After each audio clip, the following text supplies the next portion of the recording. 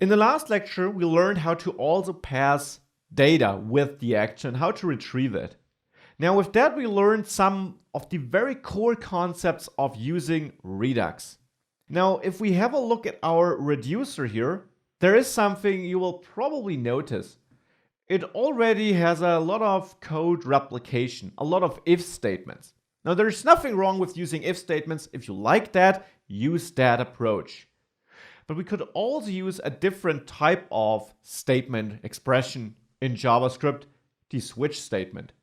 We could switch the action type and then define multiple cases, like the increment case. Then we have a colon, so normal JavaScript syntax, and then here we could return this updated state for the increment case. And now we can get rid of that if statement.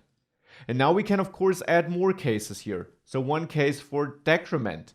And I don't need to add a break statement because return automatically exits out of this function. We never reach this line then. Only of course if we get into this case in the first place. So for decrement, we would also return a state here. We would return this state. And now we can repeat this of course for all the cases. So I'll quickly add a case for adding and a case for subtracting. And of course, these identifiers still have to match the identifiers you use when dispatching actions. So the identifier you set here on the type in the counter container.